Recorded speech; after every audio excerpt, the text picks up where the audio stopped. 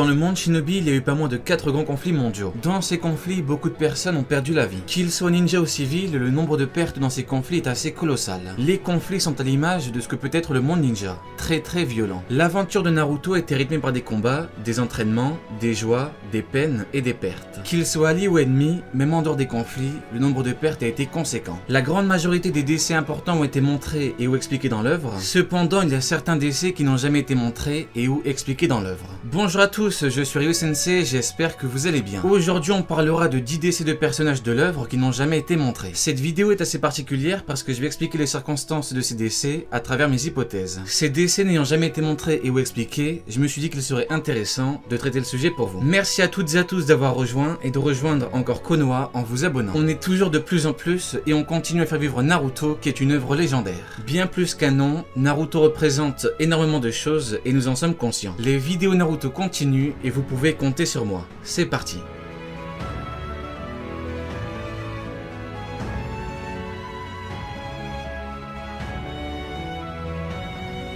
Parlons des épéistes de la brume de Kiri. Les épéistes de la brume représentaient la grosse force de frappe de Kiri, hors Kage. Ils sont 7 et ils sont tous excellents au maniement de l'épée. En plus de ça, certains ont d'énormes facultés combatives. Je ferai une vidéo dédiée aux épéistes parce qu'il y a vraiment beaucoup de choses à dire. Chaque épéiste a sa façon de combattre et chaque épéiste a une histoire qui lui est propre. Cependant, les 7 épéistes historiques ont une histoire commune bien particulière. Nous sommes dans le 3e grand conflit ninja et les 7 épéistes de la brume sont réunis. Ils se retrouvèrent alors nez à nez avec une équipe de Konoha. Rien de spectaculaire dans l'équipe parce qu'il y a le jeune Gai-Maito, le jeune Ebisu et le jeune Genma Shiranui. Soyons très clairs, les épéistes allaient purement et simplement massacrer les 3 jeunes de Konoha. Il n'y avait strictement aucune issue possible. C'est alors que Daimaito, le père de Gai-Maito, entra en scène. Alors qu'il était surnommé l'éternel Genin, il ouvra les 8 portes pour protéger l'équipe de son fils. L'action est énorme, phénoménale, hallucinante, c'est incroyable. En dehors de ça, les conséquences sont Daimaito qui perd la vie et l'extermination des épéistes. Dans le manga, nous savons juste que Fugoki est resté en vie, et dans l'anime, nous savons que Juzu et Raiga ont également survécu. Tout d'abord, en ce qui concerne les 4 épéistes qui ont perdu la vie, on peut clairement affirmer que Daimaito les a exterminés sans ménagement. Par contre, on peut se demander comment ont fait les 3 autres pour rester en vie. Et d'ailleurs, vous remarquerez que le cas épéiste est assez particulier, parce que pour une fois, on va se poser la question de la survie. En fait, la 8e porte octroie un pouvoir tellement grand qu'il est impensable de se dire qu'ils ont survécu en le battant. Du coup, il y a 3 hypothèses. La limite de temps, l'indulgence et la fuite. La 8e porte est limitée dans le temps,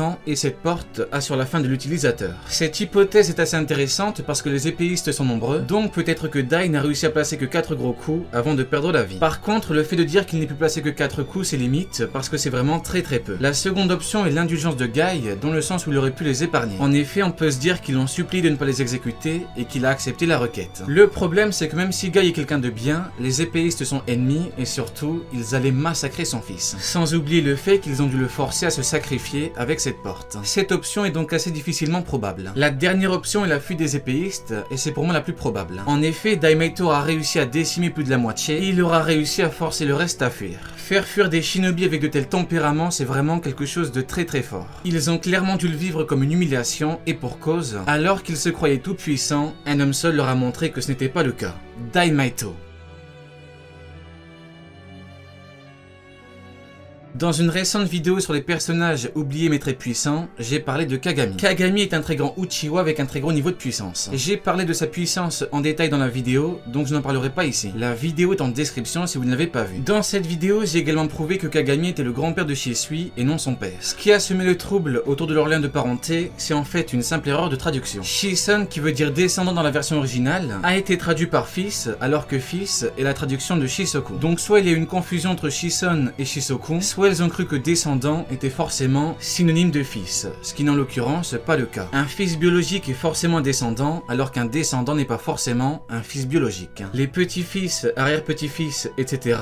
étant des descendants. Il était dans l'équipe de Tobirama, il a perdu la vie à 25 ans. Nous n'en savons malheureusement pas plus que ça. Comme il a perdu la vie à 25 ans et que le 2e conflit éclatait 20 ans après la fin du premier, il est impossible que Kagami ait vécu le 2e conflit. De plus, on sait que le premier conflit a duré longtemps et que Kagami a eu un enfant. En toute logique, il a fait son enfant après la fin du conflit, parce qu'étant un combattant, il était toujours mobilisé au combat. Par conséquent, Kagami a perdu la vie après la fin du premier conflit. Il a donc perdu la vie durant une mission, ou alors il a perdu la vie à cause de la forte utilisation de son Mangekyo Sharingan. En conflit total, il a dû être amené à l'utiliser énormément. C'est donc très probable. Manzaemon Shikamatsu, le créateur de l'art des pantins. Dans une récente vidéo, j'ai parlé de sa puissance. J'ai également parlé du fait qu'il aurait pu changer des choses s'il avait été réincarné. Aujourd'hui, on va se consacrer à ce qu'a apporté Manzaemon à l'œuvre et à sa disparition. Là où Kiri avait les épéistes de la brume, et bien Suna avait les marionnettes de combat. Les marionnettes, et bien évidemment les marionnettistes. J'irais même jusqu'à dire que pour une certaine logique d'équilibre des forces, les épéistes de Kiri devaient avoir une équivalence en puissance avec Suna et ses marionnettistes. Voilà pourquoi l'art de Manzaemon a véritablement fait de Suna un très bon pays combattant. Sans les pantins, Suna aurait très bien pu se faire écraser plus ou moins rapidement. Par contre, ce qui est assez ironique, c'est que cet arc qui a servi à protéger Suna a fini par lui coûter le Kazekage le plus puissant parce que Sasori lui a ôté la vie. En dehors de ça, Manzaemon est donc à considérer comme une véritable légende du monde shinobi. On pourrait même le mettre au niveau des Kazekage en termes d'importance. Son système de combat est excellent et comme les pantins sont évolutifs, c'est vraiment énorme. Ce qu'il faut noter, c'est que Shio respecte énormément Manzaemon de par ce qu'il a fait. Par contre, on n'a pas plus d'infos là-dessus. Cependant, après réflexion, je pense avoir tombé juste. Au début de l'œuvre, Hiruzen avait 68 ans et Shio en avait 70. Hiruzen a vécu le premier conflit, donc Shio a également vécu le premier conflit. Et quand je parle de vivre, c'est en termes de combat, tout comme Hiruzen. De ce que l'on sait, le village de Suna ne s'est pas fait écraser durant ce conflit. Ceci veut dire que Suna avait de quoi se défendre et attaquer. La logique voudrait donc que ce soit grâce aux marionnettes, parce que comme dit plus tôt, c'était la force de frappe de Suna. Manzaemon est l'inventeur de l'art des pantins, donc Manzaemon a participé au conflit, tout comme Shio. En conclusion, Manzaemon est très certainement le maître de Shio. C'est comme cela qu'elle a pu avoir les 10 pantins de Shikamatsu. Shio est très forte parce que c'est Manzaemon qui l'a entraînée. Manzaemon, qui était sûrement déjà âgé durant ce conflit, a soit perdu la vie de vieillesse, soit perdu la vie en combat. L'histoire retiendra que Manzaemon est une légende.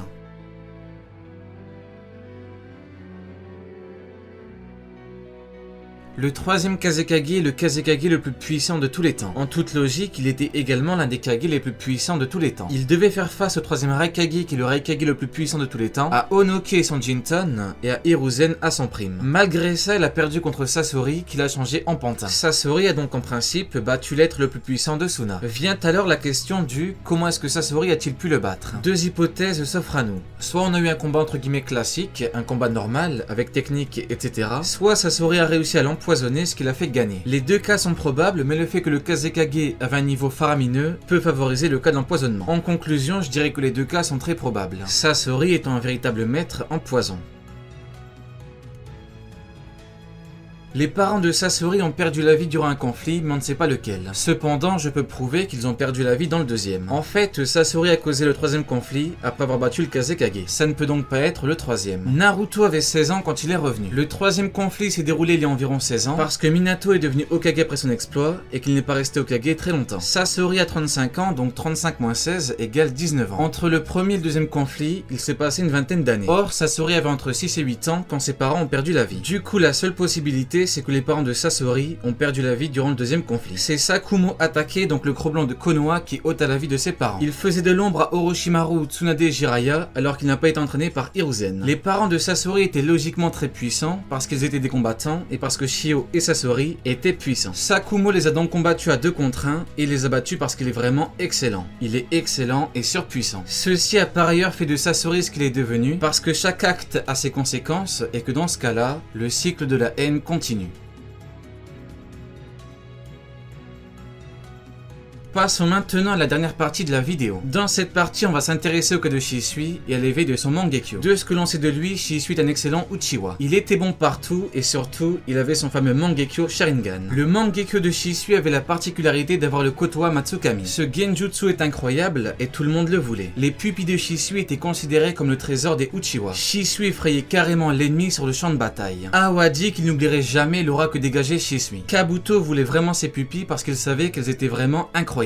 Par contre, ce qui est assez intéressant, c'est qu'on ne sait pas comment est-ce qu'il l'a éveillé. En fait, pendant longtemps, les Uchiwa ont cru que pour avoir le Mangekyo Sharingan, il fallait être responsable du décès d'un être cher. Or, c'est faux parce qu'Obito a éveillé son Mangekyo quand il a vu Rin perdre la vie. Donc, comme Shisui a participé au troisième grand conflit Shinobi, il a forcément dû voir un être cher perdre la vie. Ça peut être son père qui est par ailleurs le fils de Kagami Uchiwa, ou alors un de ses camarades. Dans tous les cas, force est de constater que Shisui n'a pas obligatoirement pris la vie d'un être cher. C'est effectivement probable, mais il n'y a aucune obligation. Le plus probable reste que Shisui a vu un être cher périr devant lui. Et puis Shisui, c'est pas vraiment le genre de shinobi qui irait jusqu'à prendre la vie d'un être cher pour avoir le Mangekyo. Allez, Jane, tu n'auras pas regardé ma vidéo pour rien.